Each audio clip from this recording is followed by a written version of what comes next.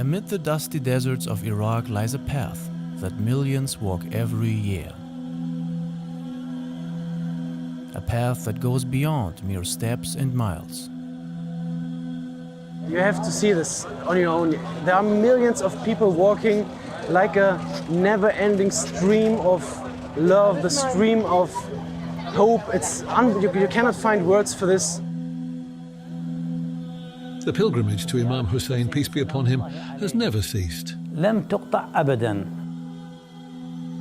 It is a journey of the heart, a pilgrimage of the soul, that brings believers from across the world to Karbala. But why do people embark on this challenging journey, facing heat and pain? The answer lies in the unwavering love for a man who sacrificed everything over 1300 years ago. Imam Husayn. There is this heat in the hearts of believers for Husayn that never cools. We follow in the footsteps of the pilgrims to Arbaeen, the largest annual gathering in the world. We prepare, for example, 450,000 meals over 10 days.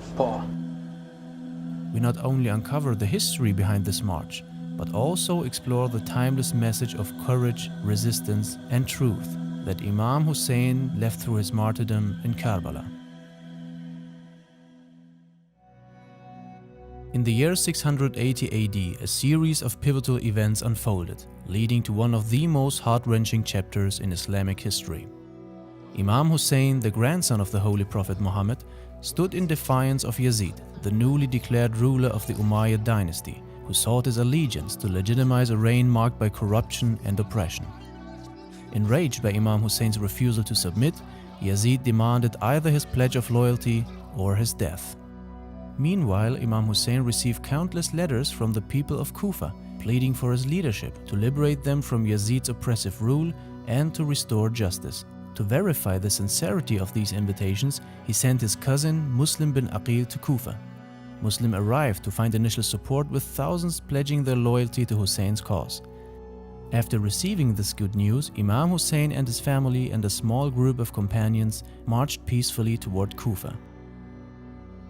However, Yazid's governor in Kufa, Ibn Ziyad, quickly moved to crush the uprising of Muslim.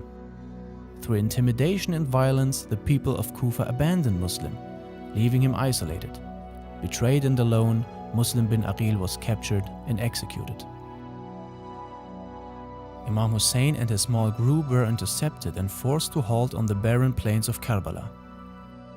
Surrounded by Yazid's vast army, they were cut off from water and endured a relentless siege for days, marking the beginning of the final, heartbreaking chapter in the journey. So guys, that's the first day of walking from Najaf to the holy city of Karbala, or I should say the first night of walking, because at night it's just 35 degrees Celsius, and let's see how this journey will go on. The Arbaeen Walk is the largest annual pilgrimage in the world, where over 20 million people from around the globe travel on foot to the holy city of Karbala in Iraq. The journey typically begins from the city of Najaf, where Imam Ali, the father of Imam Husayn, is buried. The pilgrims pay their respects to him and walk the roughly 80-kilometer route to Karbala, the site of Imam Husayn's shrine.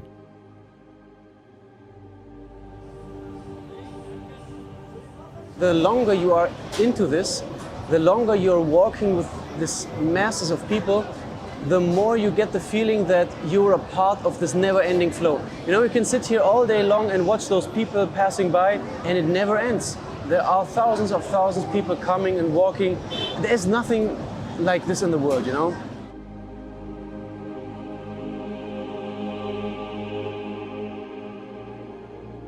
So Arbaeen is a global universal message that every human being resonates with.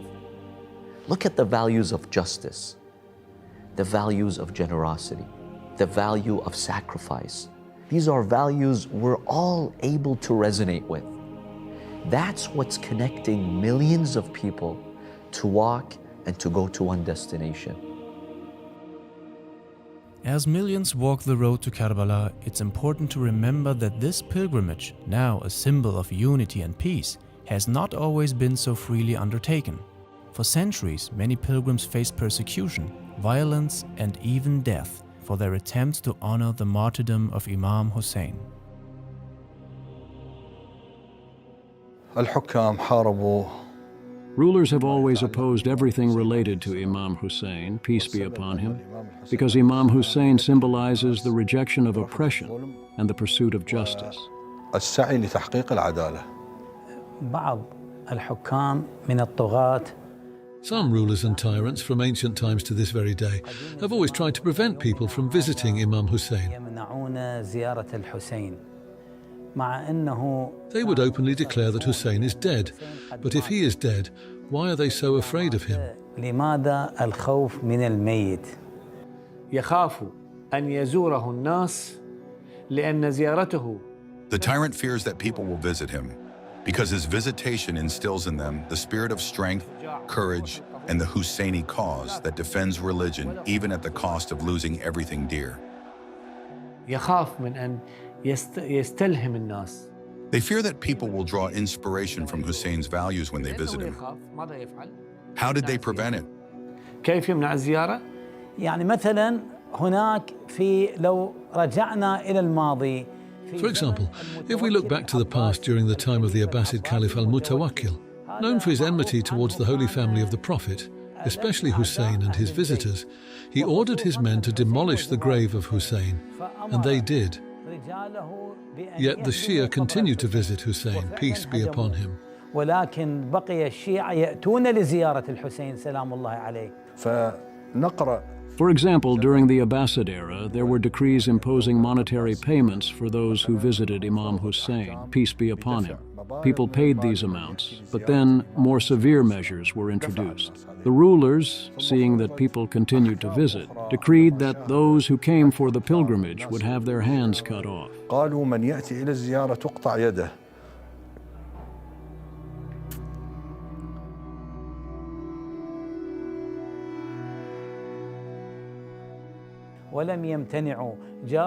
But still, they did not stop.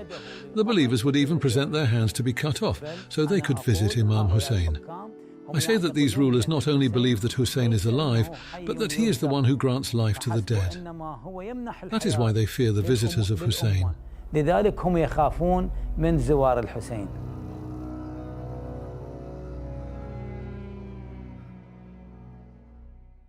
Arbaeen is by far the biggest human gathering in the world. And you have to imagine all these people, the millions upon millions of people have to sleep somewhere. They have to rest, they have to wash themselves, eat, drink.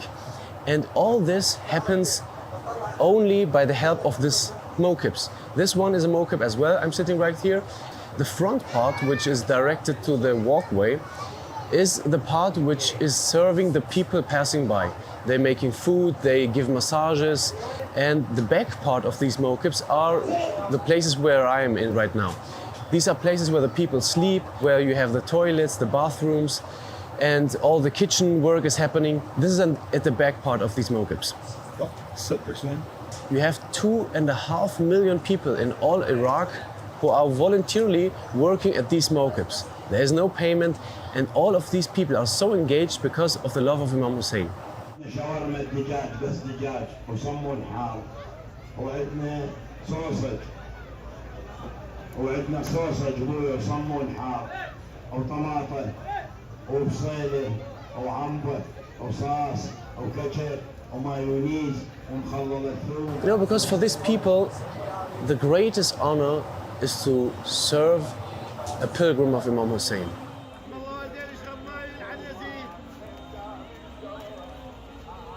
كذلك الشعب العراقي هو يصرف. The Iraqi people spend billions of dinars during these days with minimal intervention from the government. للحكومة في مثل هذا الصرف. من حيث العدد. In terms of numbers, the sheer amount of free food distributed during Arbaeen is astonishing. More than $1.5 billion worth of food is given away in less than 20 days. This food, all of it, is funded by the poor people of Iraq. These same poor people distribute food worth about $1.5 billion. If we include the services provided, the total value could reach $2 billion. Despite Iraq's limited infrastructure and logistical challenges, every need of the Arbaeen pilgrims is carefully considered. Along the route there are dedicated stations for washing clothes, repairing shoes, and even fixing cell phones. During these few days, these services, along with food and shelter, are provided entirely free of charge, so that the pilgrims don't need to spend even a single dollar or dinar, ensuring the focus remains on the spiritual journey. عشق به امام حسین عشق به امام حسین که بیایم اینجا به زوار امام حسین خدمت اما خودمون مدیون امام حسین که بیایم کاری که از دستمون برمیاد دم دستگاه امام حسین خدمت کنیم به زوار کلا این یه هفته‌ای که اینجا هستیم از لحاظ روحی، از لحاظ معنوی انگار ارضا میشیم از تمام روحمون. همه نمیتونم مثلا اون احساسی که دارم رو بیان بکنم. یه حال هوای جدیدی رو داریم ما هر سال نسبت به سال قبل تجربه میکنیم. 10 روز اومدیم موکب داریم با پاکستانی ها کار میکنیم. یعنی پاکستانی و عرب و افغانی و اینا همه با هم هستیم. هیچ فرق نمیکنه. علم امام حسین همه یکیه، فرق نمیکنه. حب الحسین اجمعون، همشون حب حسین، عاشق حسین.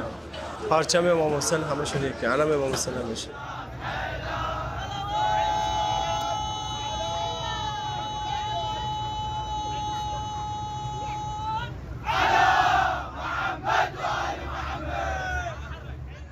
You know what's interesting? These people come from around the world, you know? They come from the west, from the east, and they are all united in the love for Imam Hussein. And as soon as they are here, all become one, you know? There are no differences anymore. There is no rich and poor. There is no, you come from this country or this country. Everyone is the same. And this is one of the miracles of Imam Hussein, that everyone is united, no matter where we come from. You find all types of backgrounds among the companions of Imam Hussein. For instance, you have Wahab al-Kalbi. He came from a Christian background. John, the servant of Abu Dhar, he came from a Christian background. You'll find the young and the old, men and women. You'll find children. You'll find Arabs, non-Arabs. You'll even find some people who were the enemies of the Ahlul Bayt because they were ignorant. But when they saw the message of Imam Hussein, it inspired them and they changed. And so when you look at the companions of Imam Hussein, you see a beautiful mosaic of humanity. As we continue along the Arbaeen path, we stop at the Mokib of the Zahra Trust, a humanitarian organization dedicated to providing aid and support to communities in need around the world. Why do you think that people, no matter from where they come, in which mokib they work, in the whole Iraq, are so dedicated to work and sweat in the way of Imam Hussein? Why do you think is it that way? I think for most people here, most of the khuddam, most of the people that serve at the mokibs along the way, you can't come here and serve if you don't have a real love, I think, on some level for Imam Hussein, and it has to mean something to you. You know what I mean? Yeah. Otherwise, you would just get in a taxi and go to Karbala or go to Najaf or go anywhere, right? Mm-hmm. But we stay here and we serve, and I think most people will probably tell you that Imam Hussein, on some level, the story, the tragedy of Karbala has had some sort of transformative or profound impact on their lives. And that's why it means so much to us, and that's why we come here and we serve every year. And it's an honor and a blessing for us. As soon as it finishes, as soon as Arbaeen finishes, as difficult as the days are, you just wait for next year. Like, you can't wait. You just want to be back. It's such an overwhelming mix of things that, like, I can't even tell you why I was crying. I can't put it into words, but there's so much. And the brotherhood that you build with the guys, and like I said, there's language barriers. With some of these people, I can barely say more than 10 words, but I know that they would do anything for me and vice versa. It's a unique place. Yet this unique place, now filled with millions of pilgrims, was once the site of immense hardship. For 10 days, Imam Hussein and his whole family were held under siege on the scorching plains of Karbala, surrounded by 30,000 soldiers. Cut off from water and provisions, they endured extreme heat and thirst under the desert sun. Despite these unbearable conditions, Imam Hussein's mission remained clear. His sacrifice was aimed at saving Islam from being completely distorted and lost under the corrupt rule of Yazid. Imam Hussein sought to reveal the truth, showing the people who the rightful Imam of the time was, and standing against the falsehood that Yazid represented. As the day of Ashura dawned, the situation reached its tragic climax. Imam Hussein, alongside 72 loyal companions, prepared for a battle they knew would be their last. One by one they fought bravely in defense of their Imam and the truth he stood for. Even his family, including his young son and nephews, fought bravely until the end.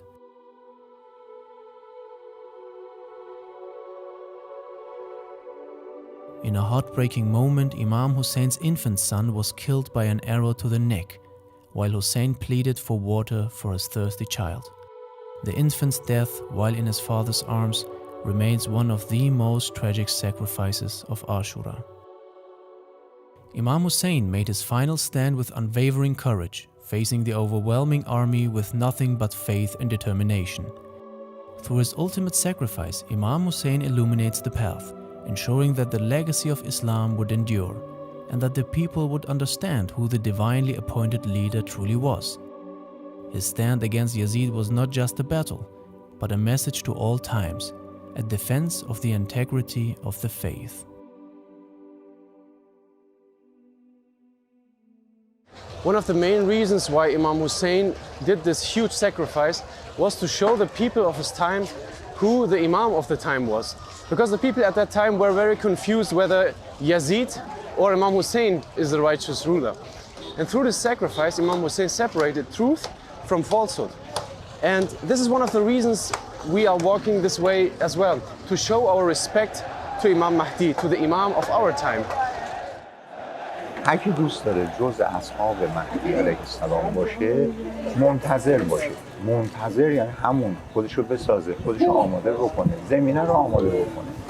اگه همه این چند میلیونی که میرن واقعا اون جوری که برای خودشون دعا میکنن و زجه میزنن، اون حال مضطری که برای گرفتاریای خودشون دارن، اگه برای مضطر واقعی عالم بخوان ایش حتما فرج اتفاق میفته. ما اول همه دعاهامون عجل ولیک الفرج. شاید اینو تو هر دعایی که میخوام بکنم 3 بار اول اینو میگم، بعد دعاهای دیگه‌مو میخوام. راه نجاتمون فقط فرج مولامونه. این انشالله همه بخوان، همه واقعا از ته دل بخوان. این اون مضطری که پشت در اتاق عمل وایساده، پشت در آیسیو وایساده، چجور حالش چجوریه برای شفای مریضش؟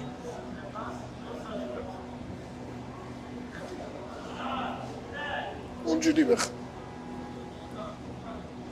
همین. دیگه چیکار بکنه؟ فلیعمل بالورع. خودشو با اعمال، با ورع، با تقوا بسازه برای سربازی اون. این لازمشه. اصحابشون چیکار کردن؟ ما همونجوری بشیم برای امام زمانه. دیگه خورش حرف میزنیم، دعامون برای فرج باشه، گوشت خورد میکنیم به نظر فرج باشه، نوکری میکنیم، هر کاری میکنیم نظر فرج باشه. ما یه قدم برای حجت ابن الحسن برداریم، آقا از همه حاجتامون خبر داره. دعا برای اون آقا بکنیم، خود آقا بلدن چیکار کنه.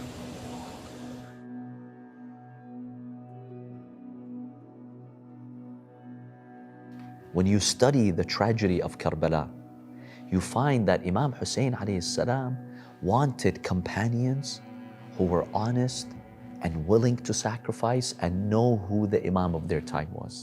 That's why he filtered them. On the night of Ashura, he gave them the opportunity to leave. He wanted to test them and see who's really willing to stay only and only for the Imam of his time. Today we have an Imam, and that's Imam al-Mahdi, Ajjalallahu ta'ala farajah. And he continues the same legacy as his grandfather, Imam Hussein. What really Imam al-Mahdi is looking in us is those pure souls who have the ma'rifah and the knowledge of the Imam of their time. So the Imam alayhi salam is filtering us through trials, through difficulties, he's filtering us. We have big slogans, we have big claims, But in these trials, Imam al-Mahdi is actually filtering us, just like his grandfather filtered his companions. As we reflect on the importance of praying for Imam Mahdi's reappearance, it's clear that his arrival represents hope for justice and peace. But the path to this hope has been fraught with hardship. The Shia community in particular has endured years of persecution, most notably during the brutal regime of Saddam Hussein. Of course, every Iraqi has a story about Saddam's oppression. In Husseini gatherings, when we heard a morning session, we would lower the volume of the radio or cassette player so that the government wouldn't hear it. When we wanted to cry because sometimes emotions would overwhelm us, maybe a child would come and say, "Lower your voice, cry quietly." Even inside our own homes, we did not have the freedom to mourn for Hussein. So imagine how it was outside, on the street or in the university where we were persecuted. Likewise, during the previous regime under Saddam, there were also severe decrees issued against the visitors of Imam Hussein, particularly those who came walking on foot. The Shia took the side roads along rivers and water paths, avoiding the main roads because Saddam not only banned and punished them, but also executed some of those who came for the pilgrimage.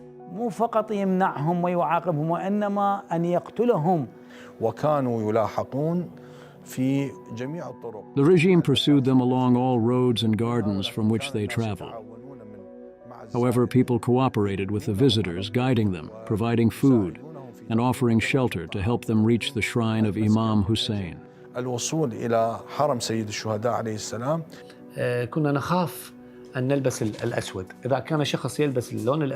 We were afraid to wear black clothing. If someone wore black on the street, the regime would demand proof that a first-degree relative had passed away. If a person grew out his beard during the days of Muharram, he was required to present a death certificate. There is an Iraqi custom that the beard is not trimmed for the first 40 days after the death of a first-degree relative. So if someone grew their beard, they could be imprisoned or even killed, depending on the mood of the state. أنا أذكر في أيام داعش عندما هجم على العراق. I remember during the days of ISIS, when they attacked Iraq and this oppressive terrorist enemy occupied large areas of the country. Explosions and killings spread throughout Iraq, and many Shia began performing the ablution of martyrdom. They would bid farewell to their family members and then leave, not caring whether they met death or death met them. They were indifferent to losing their wealth or even their lives, or to departing from this world altogether. What mattered most to them was earning the pleasure of God through the pilgrimage to Imam Hussein, peace be upon him. برضا الله تبارك وتعالى بزيارة الحسين سلام الله عليه. After the tragic events of Ashura, the aftermath was devastating for the family of Imam Hussein. The women and children were left to witness the horrors of the battlefield. Imam Hussein's camp was looted, and the remaining survivors were captured and paraded as prisoners.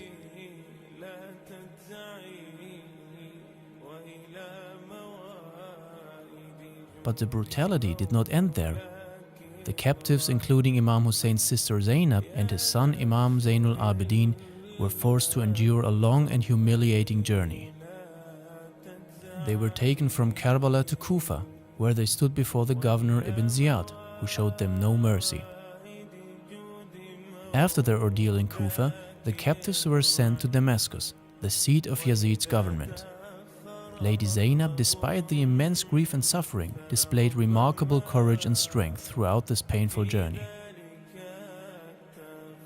When they were finally brought before Yazid in his court, it was she who spoke boldly and fearlessly, condemning the tyrant's actions and defending the sacrifices made by her brother. Yazid, now under pressure and likely feeling the weight of public opinion turning against him, allowed them to return to Medina. Before returning home, the family led by Lady Zainab and Imam Zainul Abidin made a stop at Karbala on the 40th day after Ashura. This marked the first Arbaeen pilgrimage. Their return to Karbala was deeply significant as it allowed them to mourn Imam Husayn and his fallen companions at the very site of their martyrdom. This event, known as Arbaeen, became a moment of great sorrow, but also of defiance and remembrance, honoring the sacrifices made on the day of Ashura.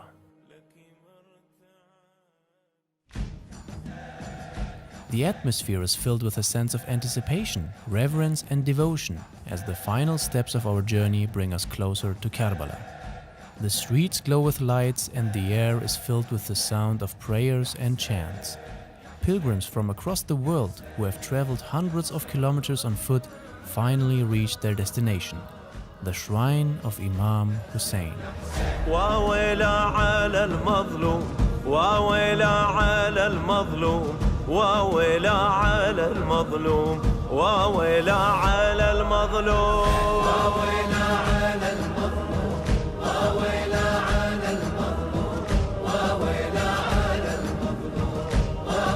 على المظلوم وجهي راح وجهه للمرمي على وجهه واصرخ هاجمون القوم يا اخويا بساع النوم يا حسين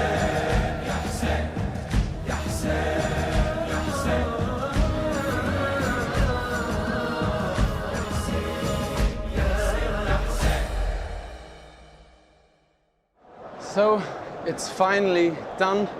After 4 days of walking and sweat and heat, we finally reached the holy shrine of Imam Husayn.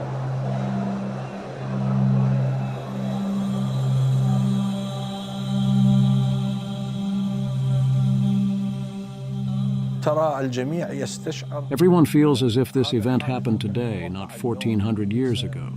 It feels as though we are living through this event today, with our emotions deeply involved.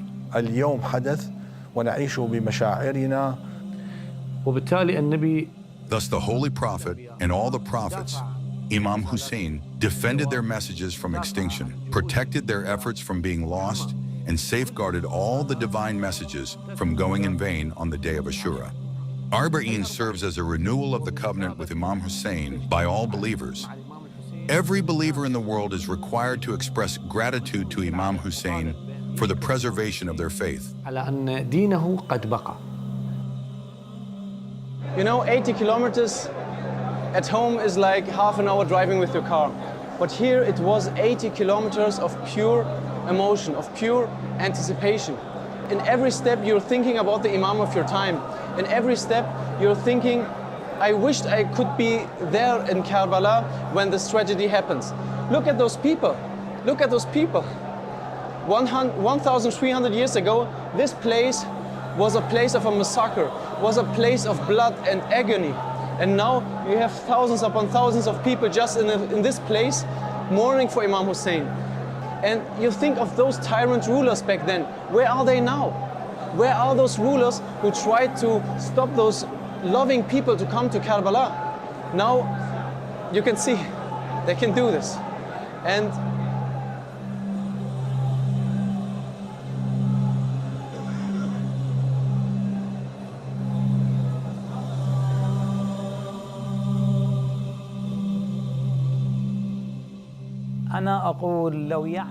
if believers truly understood the virtues and benefits of visiting Imam Husayn, they would never abandon it, whether during Arbaeen or at any other time.